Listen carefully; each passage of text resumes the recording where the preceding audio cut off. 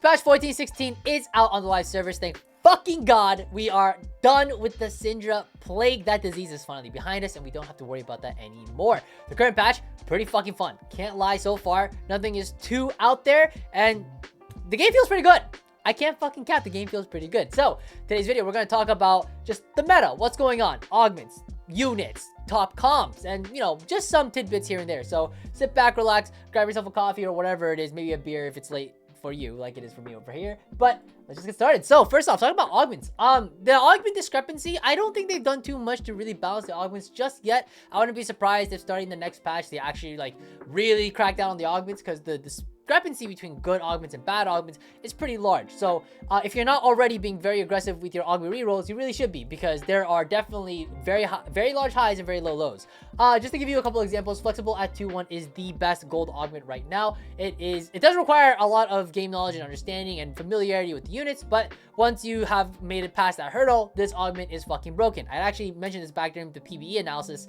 I called this like 3 weeks ago. I was like, this shit's gonna be broken once you know, the Syndra shit is over, because basically like Syndra was like so egregiously broken, that's why flexible couldn't shine. But now that Syndra is done, nothing can beat flexible. So really strong augment. Prismatic ticket and upgraded adventure, these are also really great as well. An upgraded adventure is actually a new augment in set 12. Basically you just get a really cool reward if you I think 3-star 4 different units, and there's some pretty ridiculous rewards like radiant items and rascal's gloves and stuff like that. So really strong augment. This is actually basically a Zoe hard force or a 1-cost reroll hard force, but it's mostly Zoe, and we'll talk about the Zoe board later. It was a little bit meta in the previous patch, but we'll talk a little bit more today and why people are a little sick and tired of seeing Zoe.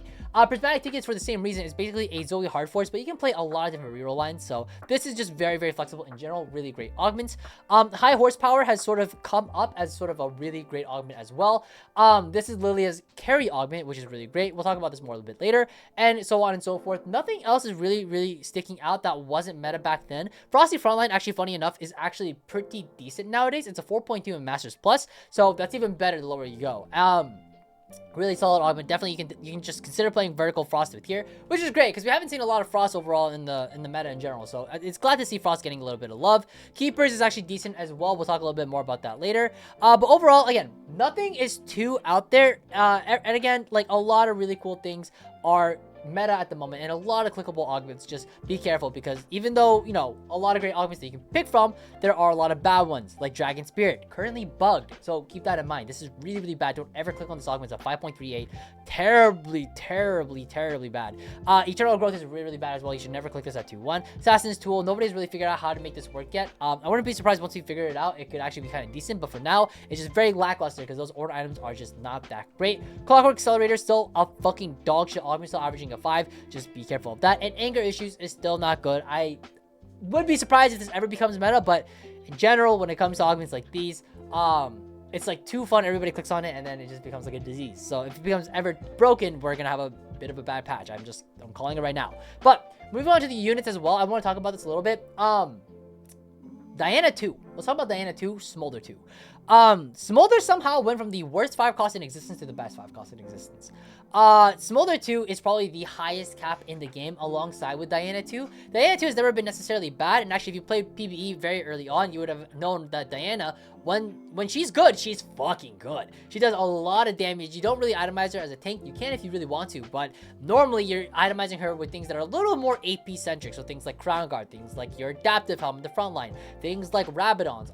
BT is actually not that bad on her either. So a lot of really good stuff. She just kind of just dashes in, AoEs a shitload of units, and does a bunch of fuck ton of damage. So really strong way to cap out your board right now. Zeratul is still the best way to cap out your board. It's just very hard to get to in a stable state, but Zeratul is easily the best way to cap out your board. It's sort of the natural pivot after Rise, if you will, for a lot of boards. Briar is still kind of dog shit. Good CC bot, great TG holder.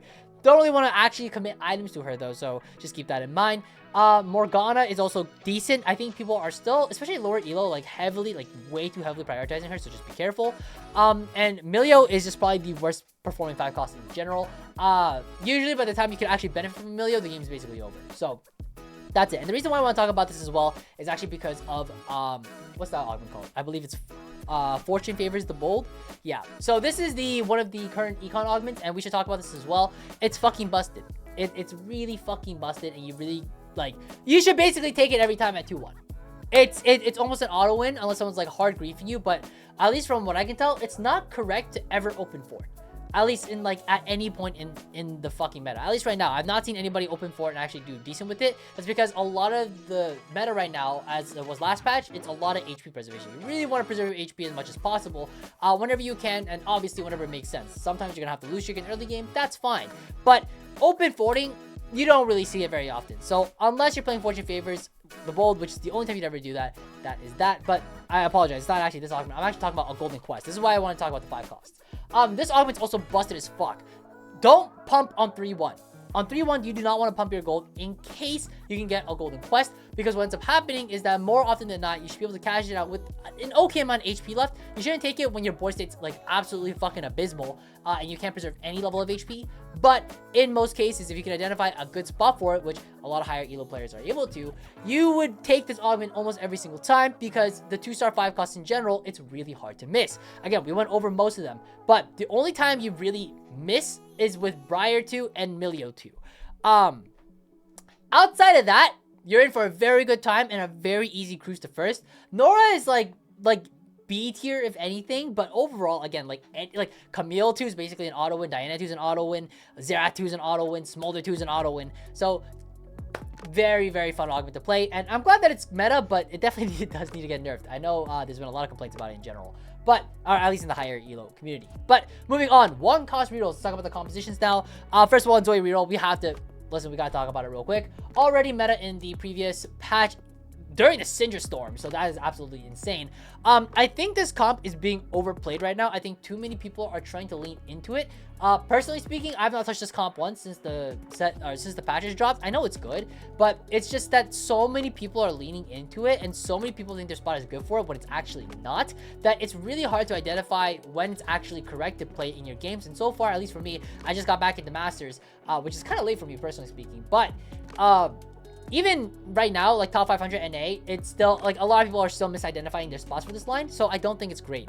Now, let's talk about what actually makes this line good and when you should lean into it. First, augments that really lean you into this direction, things like high horsepower, things like spell blades, things like prismatic ticket and upgraded adventure. These prismatics, very, very good. You can kind of auto hard force, but you just do your due diligence. Really make sure you scout before you commit, because again, this is a very, very, very popular comp because it's good and it's brain dead. So that's why a lot of people like to play it. But again, it does require some conditions. The first one is your augment. Your augment needs to be good for this line. Second, and more importantly, are your item components. I've noticed, personally speaking, that in the meta right now, a lot of boards are really item dependent. Like very item dependent, and you really, really, really, really, really want to make sure that your spot is good and that you have a good setup and lean into biz. So right now with Zoe, blue buff Nashers is kind of a must, if you will. I really wouldn't even consider this line unless I had at least 2 out of 3 of the components that are required, and one of those was a tier. So what I mean by that is that out of blue buff Nashers, which is tier, bow, belt, because you can't get duplicates during neutrals, that 2-1. If I didn't have like bow tier +1, and that +1 is like, I mean, hopefully it's a belt, but maybe it's not a belt, maybe it's like a chain or whatever, like I could consider it, right? But you really want to get that blue buff Nashers going. I thought Shojin was acceptable back in like the previous meta analysis that I did, but after watching more and more of this composition, and when it really like pops off and gets to shine, you really want that blue buff Nashers. It's really integral, if you will. Another thing to note as well is that because of Lilia's carry augment being pretty prevalent and strong right now, even a Lilia 2 can actually do insane levels of work. You can actually just go ahead and just start itemizing Lilia as like, not as necessarily a main tank. It's kind of similar to the way you'd itemize a Diana. Things like the adaptive helm, crown guard, spark. You don't actually need BT on her specifically, because Lilia's ability, she actually heals a fuckload. So you definitely don't need like BT on her. Don't need healing for certain. But again, these like spark, crown guard items, like they are typically bis. Poppy is almost always your main tank. You can take Witchy Wallop, which is Poppy's hero augment, but just keep in mind that if you do take her hero augment, you're not itemizing her as a tank anymore. You're itemizing her with things like your Starax, your BT, your Titans. I think bis Poppy with the hero augment, Witchy Wallop, is like Starax, BT, like something along that line. So just keep that in mind. Finally, another thing that people have noticed is that RE3 is just a fucking menace. This unit is disgusting. Very highly contested, by the way, because it fits in any board because of our arcana. But it's still very, very, very, very, very, very, very good if you manage to hit it. All you gotta do is that, ideally, because of the way that charms are so frequent in the game now, you just find a remover or disassemble your items at any point in the game and try to move your Zoe items onto Ahri. There's been some weird discussion of people talking about like 2-item Zoe and then just start itemizing Ahri. I think that's cap as shit. I think you just itemize your Zoe 3 just the best of your ability, and then once you have that Ahri 3, and if you happen to find the charm later down the line, then you can consider moving the items over, or just start itemizing Ahri if it's a very item heavy portal or something like that. So again, I really would not recommend like this 2-item Zoe and then start itemizing Ahri bullshit. It doesn't make any sense. A 3-item unit is a 3-item unit, and Zoe 3 is still a menace. It will still do very, very well. As long as your spot is good and you were able to correctly identify a good spot for it, you should be chilling. Moving on to the next one here. This is a bit of a cook. We'll be talking about this one later. But I think that's actually it for the 1-cost rerolls. Is there any other 1-cost rerolls we need to talk about? Not that I can really see. The Elite Hero Augment's not that great. Blitzcrank is okay, but we talked about in the last patch, so if you want to figure out the Blitzcrank hero augment, we'll talk about it then. Moving on, nilah akali reroll. We are seeing this being played significantly more at the higher level now, especially in pro play. The reason why is because it's very cheap, very easy to get online, especially because Eldritch just gives you that extra summon in the early game, so it's very easy to stabilize. And nilah 2 is a fucking demon. This unit is unbelievably good. I don't know why it's so fucking good, but a 3, especially if you, because you know, like we talked about already, your items are very important, right? And assuming if you're playing this line, you have very good items for the line. You're already leaning into it because you got like a sword belt off of 2-1, right? But it's a really strong line, and once you have a 3-item nilah 2, this thing basically like carries you throughout all of stage 3. It's like a no-brainer, so fucking easy.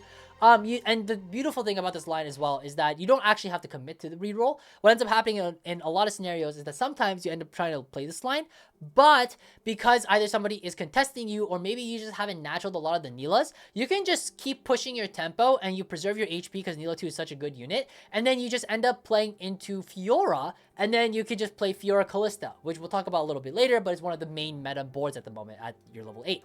So really strong line, really great. She can hold a lot of great items. And Akali 3 is still a really good unit. If you don't know how to position her properly to snipe the opponent's carry, you can check out in the last video. But the TLDR is that you kind of want to put her in these 2 hexes depending on your opponent, right? If your opponent has their carry in the opposite corner, you want to put them in the opposite, either A3 or A5. And then if you're in the middle, then you want to position middle. Again, I described more of this in the last minute analysis. It's a mouthful. It's a lot to talk about. So if you're interested in that, I will leave a little info card somewhere like hanging around, so you can check the last minute analysis. Everything in there still stands. But moving on with the 2-cost rerolls is Galio 3 Deja Vu. Now in the stats, this is really, really good, but I would argue that the stats of this comp are kind of fake. Now you're like, well, how could the stats be fake? Because if you just go into the top comps here on TFT, or rather tactics.tools.com, and you go into Masters Plus, holy shit, it's right there. 4.45, 51.4% top 4 rate. How could that possibly be bad? Yeah, it's top 4 in here, but like it's a 51% top 4 rate. It's not that great. Another thing to keep in mind as well is that when it comes to Galio and Deja Vu, Vanguards is very popular. It is like one of the most popular front lines that you can currently play because it's so cheap for how much value it gives you. And Mordekaiser 2 is a Mordekaiser fucking 2. Mordekaiser 2 is low-key a 2-star, like 3.78 cost. Like it's not exactly a 4 cost, but it's really fucking close, especially with 4 Vanguard. So it's really hard because in a lot of scenarios too, you really want to get that 3-star Mordekaiser as your main tank, but this is like really, really hard to find. Rumble 3 is also really difficult to find as well because of his hero augment, which is super strong, which we'll talk about in a little bit. Molten Caramel, so fucking good.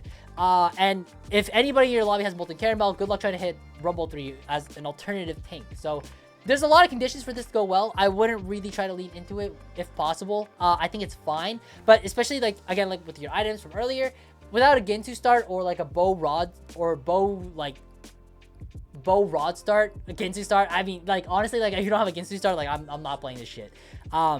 Great line in a really good spot, but otherwise not that great. Molten Caramel, let's talk about it. Molten Caramel is the meta line at the current moment. Right now, the sort of meta, I believe the main line is just Vanguards with Preservers, and you just play Trist 3 and Rumble 3. Now, obviously, I could be wrong. There's actually a bunch of different ways to play this line, but Trist 3 is decent because Blasters did get a bit of a buff, and it's fine. Preservers are okay. They're a really great way to get your Rumble to go crazy, and at the end of the day, it's very flexible. This is just one example. There's a bunch of different ways to really play this line. In terms of itemization, you really want healing, so BT is definitely great, but JG Rabadons is supposedly BIS, at least the last time I checked the stats, but any sort of AP is good. Any sort of Gwen items that come to mind is really great on this unit. So Crown Guard, Spark, Adaptive Helm. You'll hear Adaptive Helm a lot. Really fucking great item at the current moment. So just keep that in mind. Trist 3 is also, again, it's not like the best carry in the backline, but it's a 2-cost that you can help take out of the pool, thin out the pool, and it's easier to hit your Rumble. Tristana 3 also really, really great. Red buff, Deathblade seems to be BIS. At least, again, this is according to the stats. I think the Fairy Crown. Fairy Crown has a couple of mixed opinions in the higher elo community at the moment. A lot of people are kind of like, is it actually that good, or is it just played the most often because it's easiest?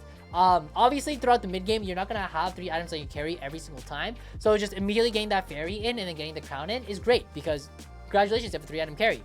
But as the game progresses, I think some people are sort of leaning away against playing Crown Guard, more specifically because you end up having to play some shitter units. Obviously, in this line, you have to play Preservers, or the main line usually plays Preservers. So like, you end up playing a Rakan anyway, so it's kind of whatever. But there are some times where people are like, this Rakan unit, it's just not very great as a 4-cost tank. So a lot of people really don't value itemizing Rakan or having Rakan on the board, period.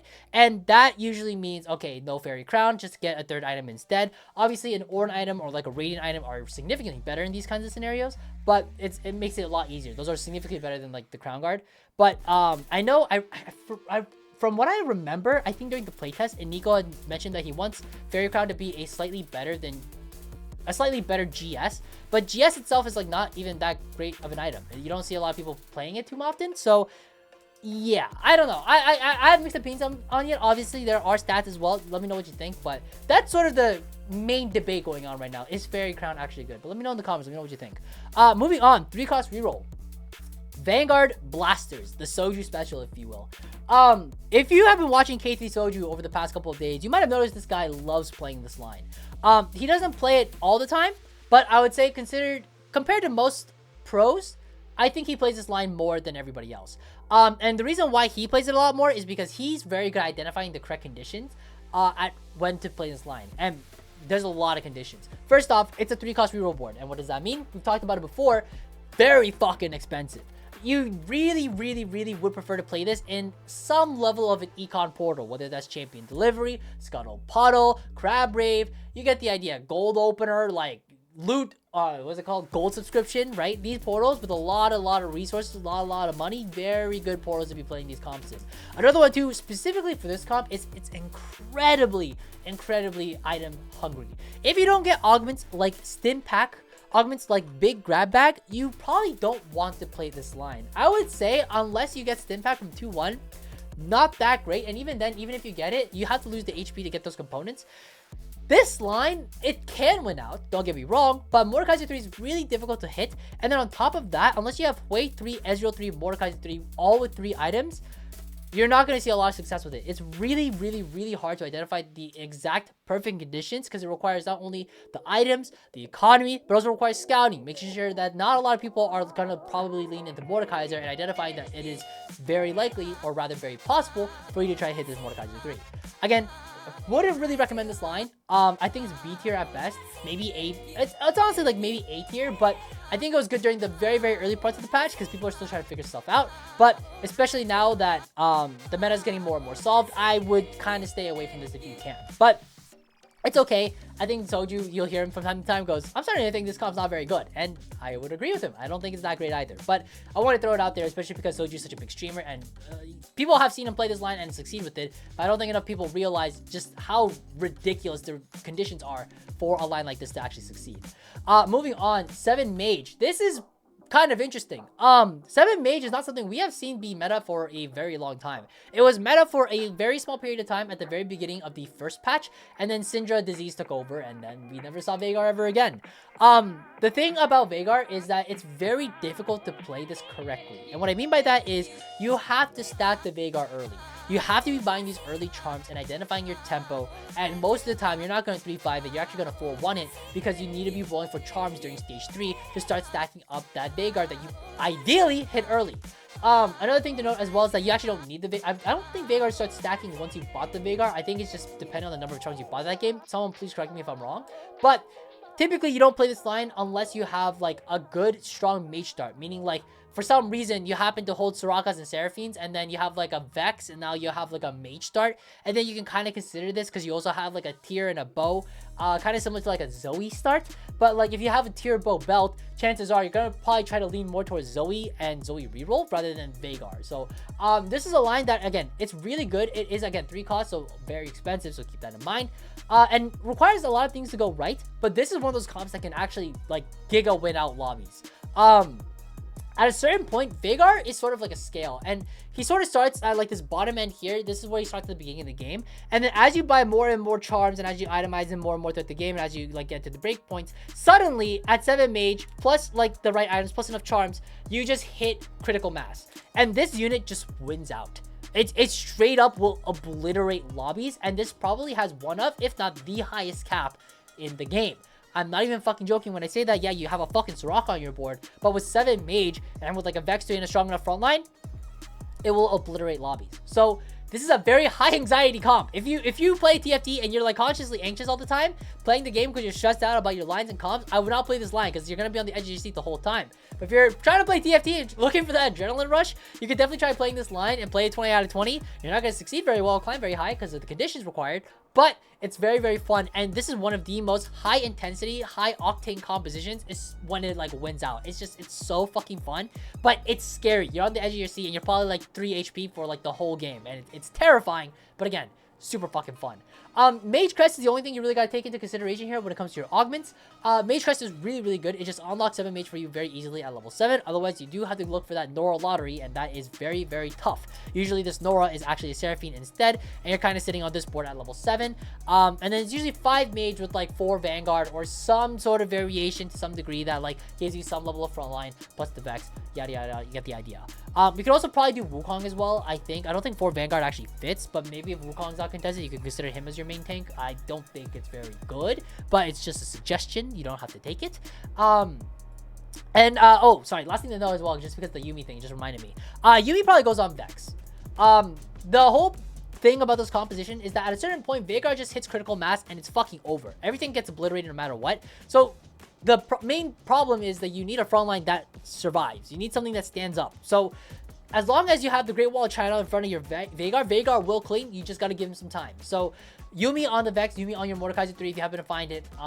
Really the easiest way to fortify your frontline. And Yuumi on frontline in general is actually pretty good. I think not enough people do it. I think so many people just see top streamers just like putting the Yuumi on like their carry and then just calling it a day, because it's the most brain dead way to do it. But if you have a really strong tank, especially like a Vex 3, I actually think like Yuumi the Vexes or Yuumi any like 3-star for like frontliner can be really, really beneficial. So just keep that in mind.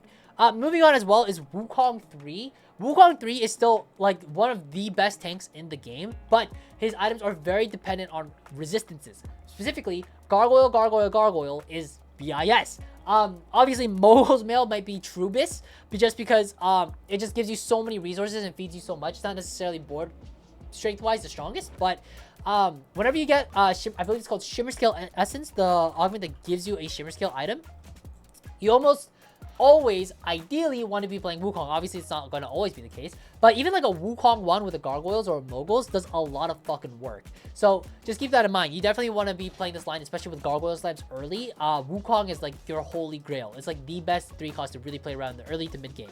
And then you can reroll obviously on 7. This is a Rise Karma board. This is something that actually Dishso played.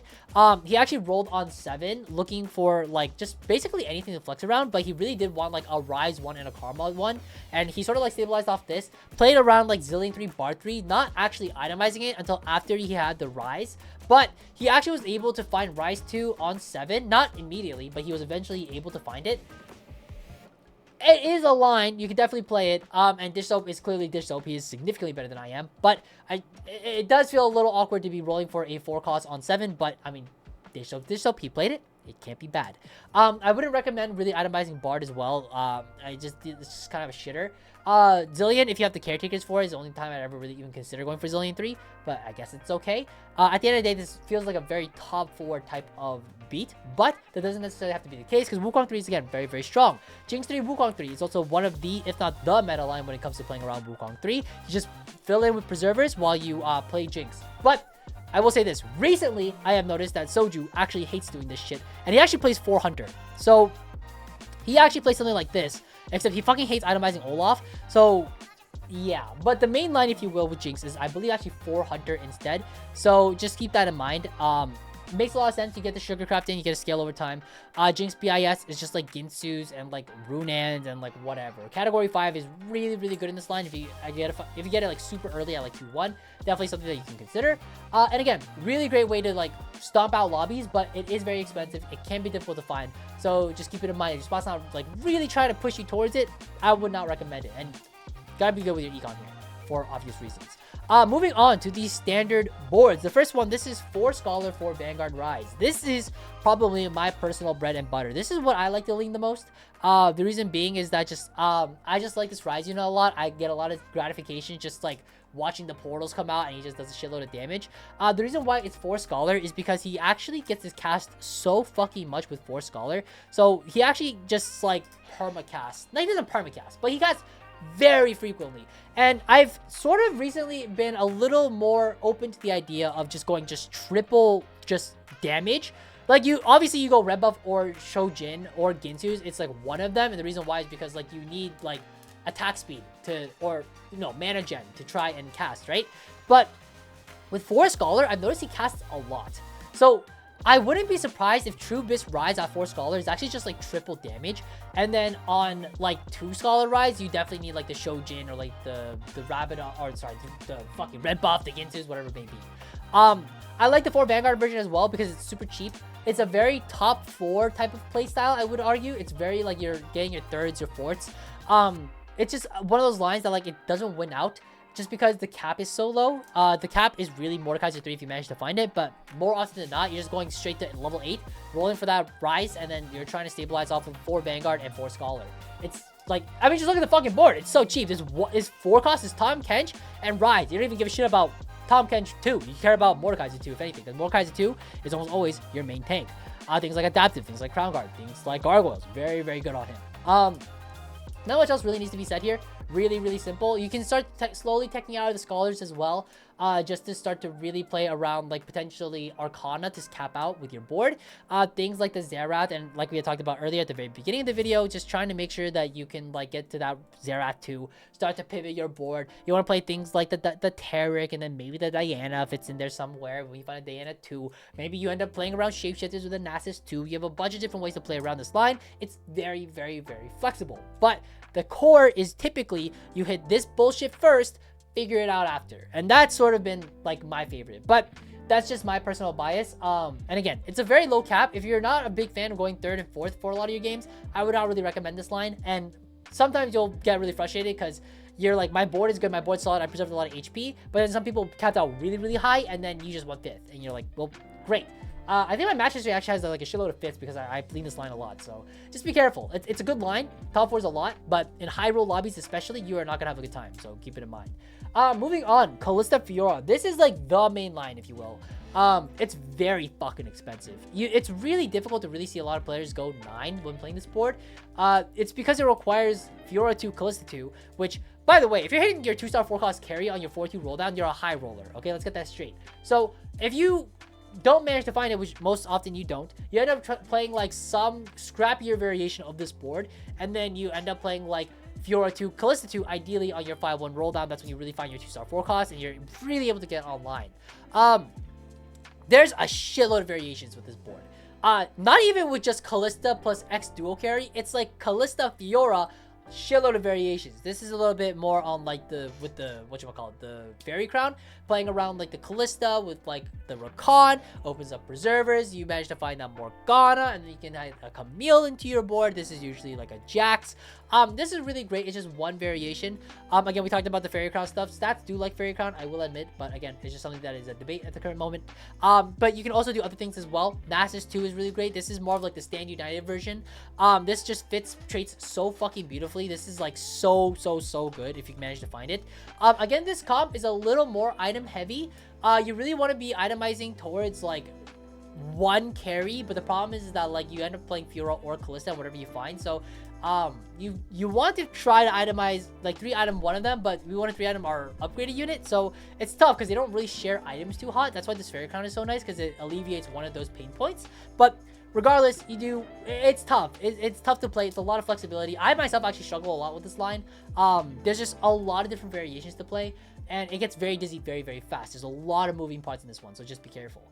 Nasus 2 is the main carry for this one in particular, but again, there's a bunch of different ways to play it. And actually, if you're low rolling on the Fioras, you can actually play around Olaf 2, and I think Olaf 2 gets a lot of smack in the community. Maybe it's because it's Soju, I'm not really sure. This Olaf 2 unit's really not that bad, man. Especially for stage 4, where you just need an item carry for your Fiora. 2-star Olaf is a 2-star Olaf, and it can do a lot of great things. I will say this as well. I think 2-star Olaf, or Olaf in general, loves GA. Absolutely loves GA, because you really want to position him here at either A1 or A7. And the reason I say this is because specifically with Olaf, because of the way that his hop works, sometimes he does some really egregious shit. And what I mean by that is that, like, let's say your opponent is playing like this, right? And your opponent, sometimes you'll notice, like, a lot of players, especially with, like, the random augment, they kind of clump like this in, like, some sort of a fashion. They're kind of leaning more towards the left side. And Olaf just kind of plays leapfrog. So he just kind of leaps. Oh, he's just on your carry. Nothing you can fucking do about it, and then he just assassinates them. And it's really fun to see sometimes how he just scams fights. It's really odd how his hop works. I don't think anyone's really figured it out yet, but from my experience, A1, A7, you can really try to snipe their carry. Just make sure you're on the same side. And this only works with GA, because more specifically is that he will get targeted first, especially if he's up here in A1. But again, once the GA procs, no one's really touching him. He's just hopping, and then he's just on the carry, and then the carry dies. So really fun unit, to be completely honest. I would love to see if he gets buffed. I wouldn't be surprised, but I think people just really haven't unlocked how to play Olaf just yet. Maybe they're playing him a little more just like standard, if you will, when it comes to AD carries, kind of like here in like this like B1 or B7 row. But I don't think that's necessarily the best way to do it. I really do think GA with like A1, A7, it's like a really fun way to play him, and could definitely clear a lot of boards. Finally, let's talk about the +1 lines. First one is Sugarcraft Crown. Sugarcraft Crown in particular, not the crest, the crown, the prismatic, is pretty decent. It's not the best. You need a good spot for it, but it is meta. It is something that you can consider, as long as you have like a Jinx opener with like if on 2-1 you have like 4 Sugarcraft and like a good slam, I could definitely see taking this augment for sure. It requires some things to go well. For example, no one hits Caramelized Comforts. That would be ideal. But obviously it's a prismatic, so like it's not like people are hitting Rumble's hero augment like 2-1 at the very least. But this is a pretty fun line. It gets worse the higher you climb. But even in like Masters Plus at the moment, which is, I believe it's like top, I think about 500 to 600 players at this point if it Masters now. Even in the top 500-600 of NA, like it's still like a 4.5. And it actually gets better the lower you go, like as in like Diamond and Emerald and Platinum, because there are less, it's slower tempo lobbies, so you get less punish for these kinds of things. Gwen 2 is just not a very good unit as well, which is why a lot of people lean away from this. You do see some people going with like the Sugarcraft onto the Fiora. I actually think that's bait as fuck. I think at the end of the day, unless you're really high rolling, you just don't want to itemize the Sugarcraft emblem on the Fiora. Sure, she can use the stats, all right, but personally, I prefer a third item. But if someone does the math and they're like, hey man, after like X number of layers, you should probably just have that spot on Fiora, I wouldn't be surprised. So if anyone's got the math on that, please let me know. But this is a very straightforward line. It is just the vertical. Ideally, Jinx 3, Rumble 3 if you manage to find it, and obviously if you hit Rumble's augment at 4-2, or sorry, 3-2, it's kind of an auto win. Molten Caramel Plus. I don't even know if this is allowed, if you can get this plus into this, but if you can, you just kind of won the game for free. Just bear that in mind. Next one is 8 Portal. Very top 4 board, but very solid. It's just, Rise is a good unit now. He's never been like terribly bad. He was just like getting outclassed by like everything else that was like actually broken. But Rise is in a very good spot right now for a 4 cost in my opinion. So really solid. It's just so simple. You just click the portal units. It's very easy. Archangels, red buff +1. Usually Rabadons, Gunblade is okay. Taric is your main tank. One thing to note, before people used to play Mage, actually. This is we should talk about this. Mage was like the main thing. Most people play Vex here for their level 8 board. That is actually not the case anymore. I think you either play Diana or you play Tahm Kench, depending on what you find. But the reason why is because Nora with Mage is kind of no diff. Kind of doesn't do anything. And then you have a Vex 2 on your board, which does fucking nothing, actually. So you're better off getting a unit like Tahm Kench, who actually has CC, or Diana, who will actually do some damage and some AoE. Obviously, you would not put in a Diana 1 over a Tahm 2, but if you ever get to that Diana 2 point, now your Taric is extra tanky, and then you have a Diana 2 with like maybe like an extra item here, and just doing a lot of fucking work. With Yuumi, this one, you can really make a case for either Taric or Rise. This Taric unit without Bastion, I can't even see an argument for it though. If you have like Diana 2, then I could see like, okay, maybe it's the Taric. But usually in most cases, you kind of just want on the Rise, because you want this Rise to just clear things as soon as possible. That's why you also have the Archangels as well, because at a certain point, if the fight prolongs long enough, especially with the portal just like slowly like chipping away damage and throwing extra Krugs and making the fight last longer, Rise will start just one-shotting shit. So very, very good line. Very easy to top 4 with, but you gotta play tempo. Don't take this from a bad spot. Don't take it from a spot you think you're gonna lose streak from. Play tempo, play your HP, and yeah, very, very simple. Moving on, 7 Frost, Vertical Frost. This is something I have yet to play myself, to be completely honest with you. It's very good with the +1. If you manage to find that Frost emblem, typically it goes on either Varus or Nasus. But really, really strong line when you get 7, especially with Frosty Frontline if you manage to find it. You don't really play this with like a Frost Opener as well, and just from my experience, Frost Opener just doesn't feel that good. Maybe I'm playing it wrong. From what I understand, I think Goobums likes to itemize around Nomsy too, as sort of like your early game carry. I've been itemizing Twitch, so maybe that's the problem. But it's still a really, really good line if you manage to get that +1, but without the +1, I would lean like harder away from it, and I would actually argue it's not even like this Varus unit, for example, not even fucking playable with Frost, without Frost. So yeah, just keep that in mind. Varus, by the way, we should talk a little bit about Varus. We'll talk about him at the very end, but this unit's fucking terrible, to be completely honest. But very straightforward line. You can go for Swain 3, you can go for Wei 3. You don't have to reroll at 7. Just hold every single copy you see. If you find it, great. If you don't, whatever. But you just itemize Wei. You just itemize Wei as your main tank, or Nasus. Again, depends on what you find. Again, very straightforward, super fun line. You don't get to play it too often. And funny enough, if your opponent buys the Dragon Charm, you can actually Frost the Dragon. I didn't know that was a thing until I saw Frodan do it the other day. It wasn't on purpose, and he didn't even realize until the fight was over, but he literally just copied the fucking dragon, and like, that's weird. It's a weird counter, but okay.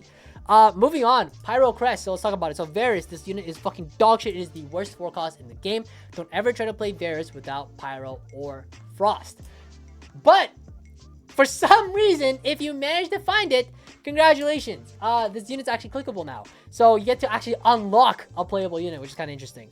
Nasus 2 is the main tank for obvious reasons. Smolder with Pyrocrest is like one of the highest caps in the game. Veigar 3 is up there. Smolder 2 with Pyrocrest is up there. It's really, really insane how strong this unit is, especially with 5 Pyro. So just keep that in mind. Also 5 Pyro, I believe, is when you get the Execute. Yeah, so that's when you get the Execute. And that's when this like Smolder unit just goes fucking ham. For obvious reasons, Shyvana is actually your secondary shapeshifter, not Briar. Reason why is because it unlocks Dragon for you, so your Smolder gets to do a lot of fucking extra work. Varus items are kind of whatever, i.e. Last Whisper. He does want to cast though, so things like the red buff, things like Shojin, you need at least like one of these, and Ginsu's is definitely the worst out of the 3. Other things as well, Nico Swain, very situational, very just does not fucking matter. It's just the easiest, it's just 4 shapeshifter, but you have a bunch of different ways to play this line. You can do like 2 random vanguards, 2 random bastions, what the fuck, like a Diana or whatever. Like you have a lot of flexibility. You basically have like +2 here. Do whatever the fuck you want, but shapeshifters is like the most brain dead easiest way to play that line. Finally, let's go over to the cooked tab. This is a new tab. We don't really do cooks too often. First one is Warwick 3 RE3. I've not seen a single soul touch this line. I've heard some low elo players talk about it, but if you know anything about League of Legends, like League, Blue Ezreal was like a very popular build back in like set 10, and that was devised by a silver player. And you know, the low elo players are the ones who really want to innovate. They just want to have fun. And Warwick 3 with RE3, this is such a fucking cook. Vanguards is very strong. It is very strong. There's like negative stats on this line, but Warwick with double Ginsu's QSS, obviously Vamp Scepter, if you manage to find it, is like super turbo, like gigabits, which is why like if you have an Orn artifact, like you can actually like lean towards this. Or you're in the portal and you get the Vamp Sept. But Ahri's very contested. We know this. So like obviously it's not great. But funny enough, Warwick's healing actually scales off of AP, and you can actually 3-star a lot of different random units here. This is a cook. Alright? Again, this is a cook. I never said this was amazing, but this is a cook. And I think in some scenarios, you could actually run this line and find some success with it. I just be careful though, okay? If you lose LP, I'm sorry, it's on me, but I did say it was kind of a cook. Eventually you do want to tech into the Xerath for the true damage, and then that's probably when this comp could really shine. But yeah, just cooking. Nothing much else to see here. I think Ginsu's QSS is like Turbo Bis, and then adaptive. Oh, sorry, I should mention this. BIS Ahri is adaptive blue buff, and then Rabadon's is ideal, but it can be whatever the fuck you want, just any sort of AP. Moving on is the triple dragon board. This board is fun as fuck. Sorry about the swing there, but this board, oh, this fucking board. I got to play this board. I got to play it once, and yes, I know there is a Namzi 1 on the board, but even with Namzi 1, I think unlocking 3 dragon as a trait is low-key worth it. This Namzi 1 with no items, not even 2-star, 1-star, because it's very unlikely you find a Namzi 2 at level 9. It does like 3k damage a fight, which is a lot. For a 1-star 1 cost, that's a fuck ton. It's enough to justify having a shitter on the board like a Namzi 1. And Smolder 2, obviously one of the highest caps in the game.